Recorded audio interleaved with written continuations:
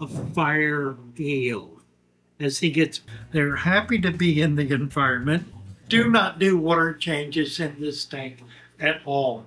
And we use it as a rehabilitation center for our loaded with babies. There are 100, which is a snakeskin barn, and they will grow to upwards of a foot. Osphronemus. That's a giant gourami. Welcome to Father Fish. Nice to have you come visit. Come on in. You're going to find something you've never seen before.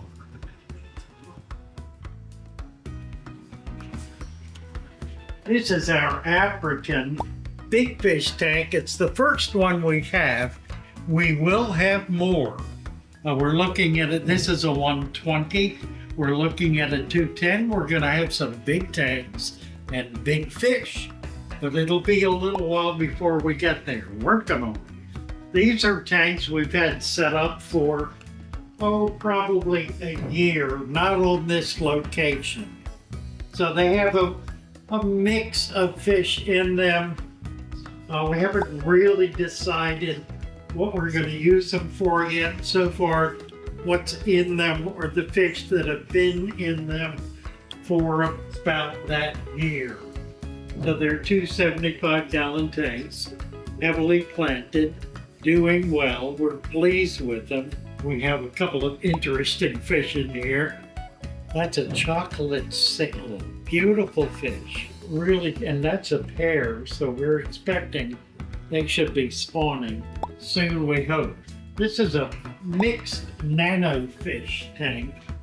Lots of probably 100 or more little tiny fish in it. It's basically a 30-gallon cube. It has mostly light plants in it. Water Sprite and Salvinia and some floaters. And then there's this amazing tank. The water is crystal clear, but it's very dark because we have a big tree in the middle of it. And the reason for that is to be able to demonstrate what happens in the Amazon in the rainy season when the water comes up 20 feet above the river, the normal surface of the river, and floods all of the surrounding jungle so that the fish are swimming in the tree branches. And that's what we're demonstrating here with this tank. We have discus and angels, and they do very well together. This is a tank that does not get routine water changes. It is a deep substrate tank, lots of plants growing in it, and with the tannins from the tree bark, it provides the kind of environment that discus are used to and live in on a regular basis, particularly in the rainy season. So it makes for a remarkable tank. There's one more here I want to show you. It's not a pretty tank, but it's a good example of what happens when big fish get in a dirty tank. When we built this originally, the substrate was level all the way across, and they have landscaped it, aquascaped it, I should say, and built a mound on one end. They did it in order to get down to hardscape, to get down to base. And they've done that in order to be able to nest. So we're looking for eggs showing up in there, I hope anytime soon. Come on in the back, let's show you what we're doing back here. So this is our main tank area. We have a large pond in the middle, a 300-gallon water trough, a farm trough, also used as koi ponds or cattle troughs, loaded with plants. We have about 4 inches of sand in the bottom of this. We do not have a heater in here, so it tends to be cool. We have koi, we have goldfish, we have gouramis, we have Plecostomus, we have guppies, so all sorts of fish in here. So it's a real mix. And we use it as a rehabilitation center for our plants. As plants get algae on them, we throw them in here, and the goldfish and koi, they clean all the algae off and bring them back to new. And we plant them, we grow them up, and they become very, very lush plants. The tank right alongside you here is a 40-gallon with discus and geophagus and some plants. Now, it's a very, very stable tank. Many people believe that the only way to keep discus is in a tank that gets water changes once a week or once a day or whatever. We don't do any of that.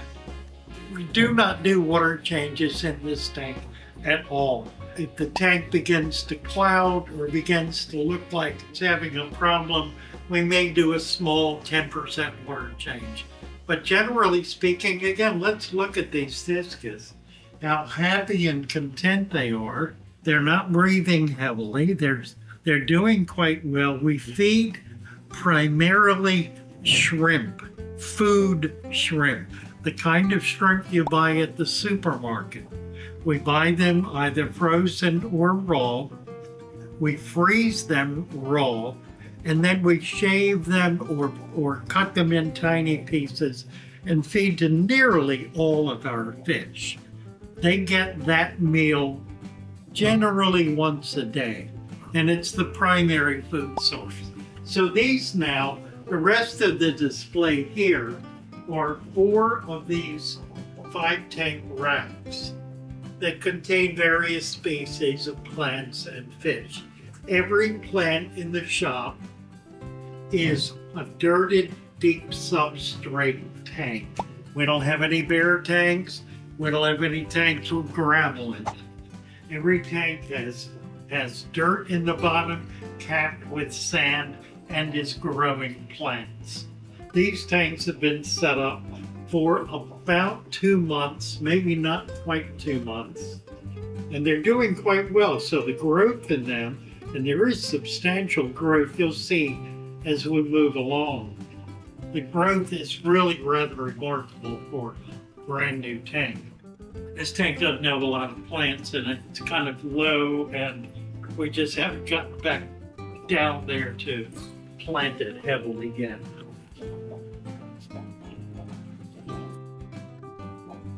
Bettas, platies. We have bettas in many of our tanks, and generally it's a male and 2 or 3 females. We have a few tanks that have more than 1 male. These are fish that have grown up with each other, so they're not aggressive toward each other. Notice the growth in these tanks. That's all new growth. Tremendous growth in a very short period of time. The plants just do so well. And these are all very small tanks. They're not big tanks. They're 10-gallon tanks. So it demonstrates how much you can do with a little tank. There's some shell dwellers in here. These are a Lake Tanganyika cichlid. They're a small little cichlid that nests in snail shells.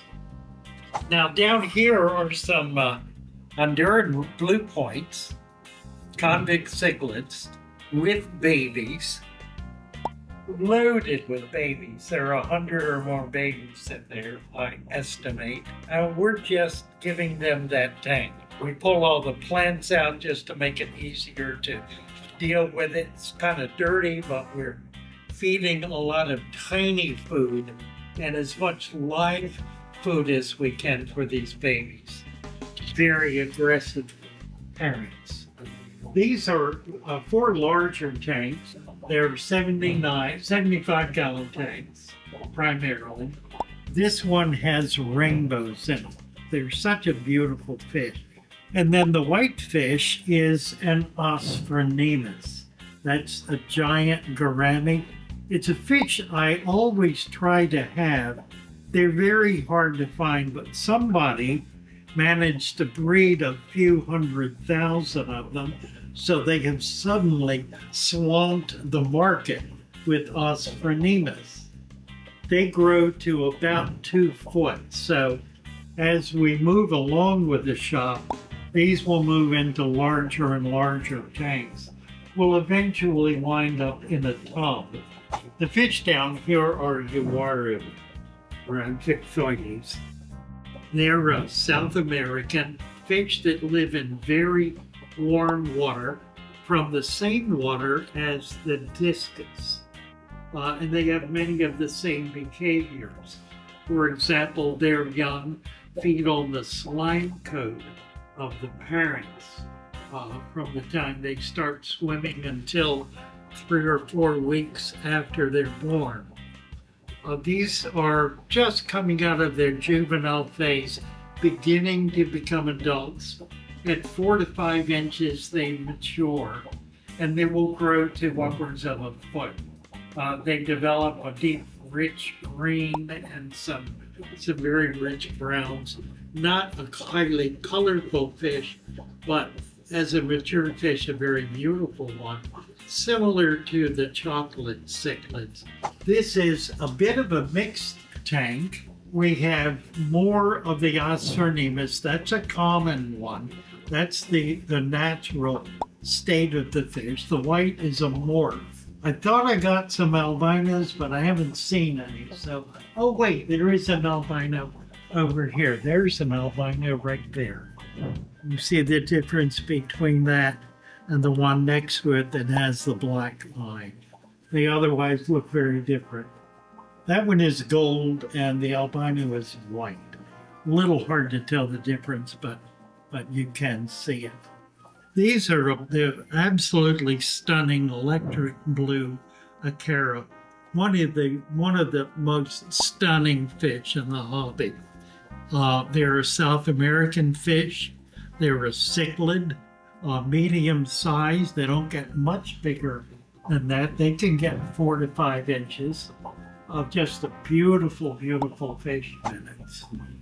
Down here are some eggs that Miss Jack Dempsey laid this morning. Now, we don't believe that she actually mated with anybody, but now I'm looking and I see a male right in the middle. That's the boy. Okay, so we probably do have viable eggs.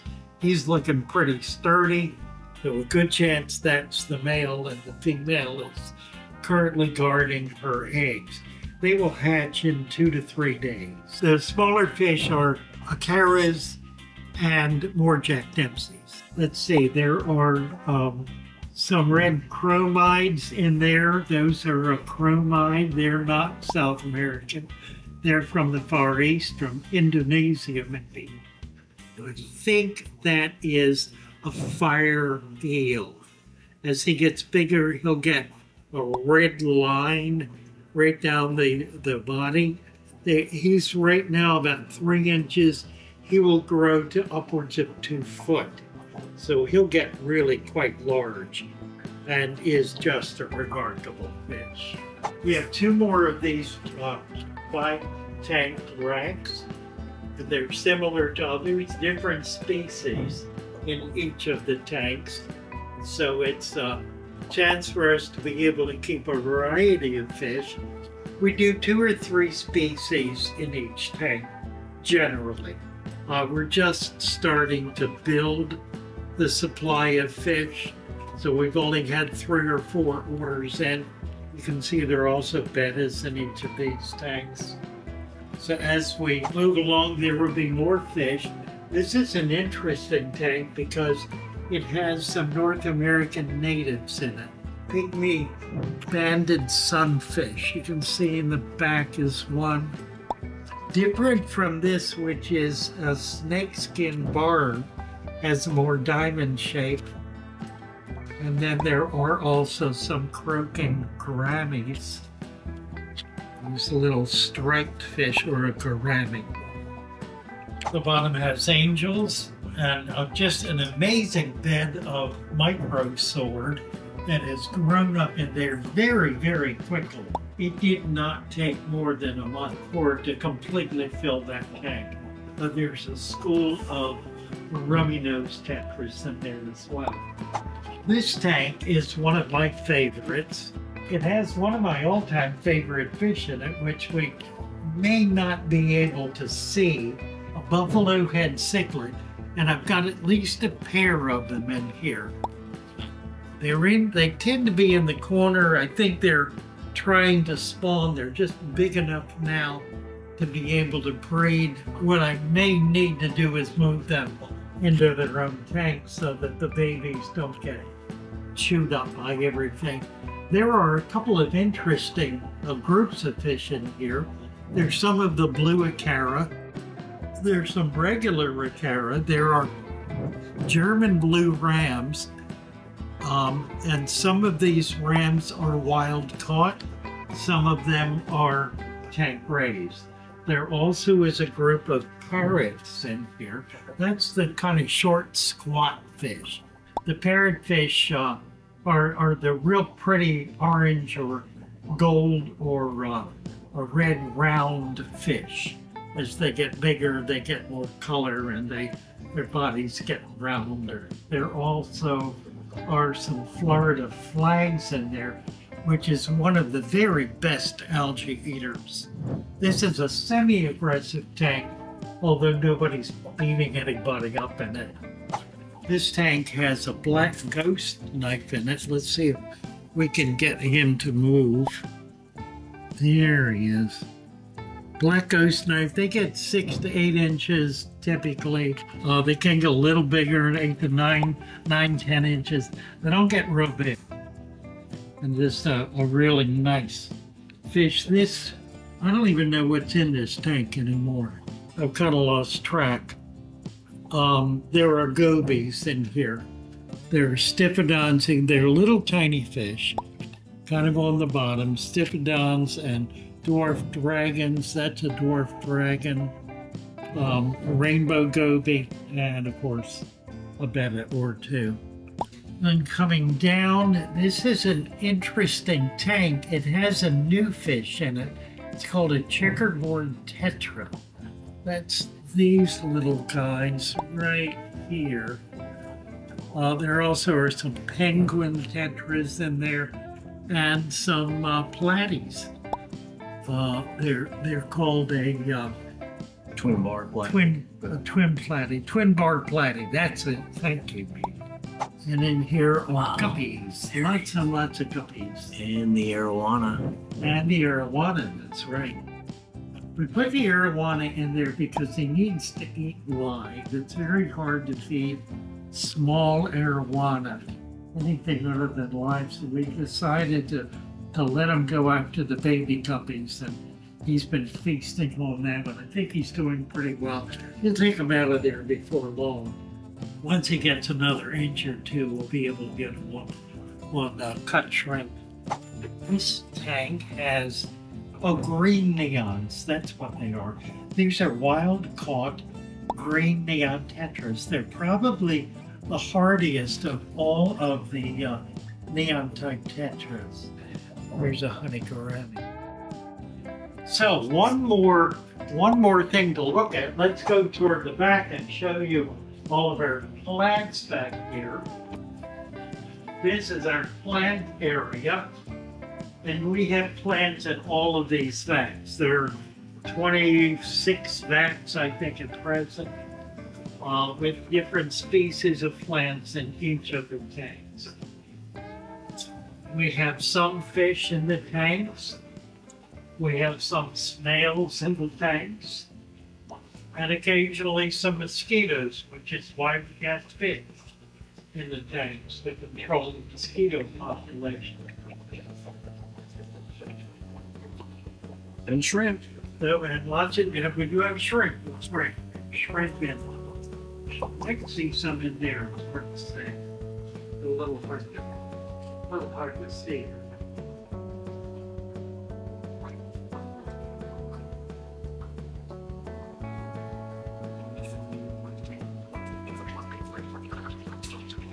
These are mostly floating plants.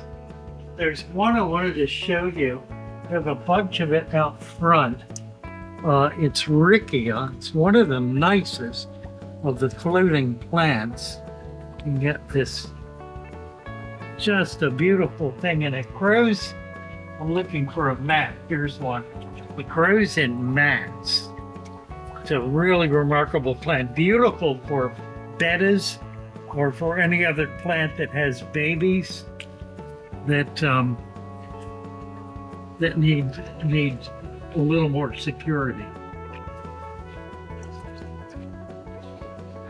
Well, there's the walkthrough of most everything we're doing right now.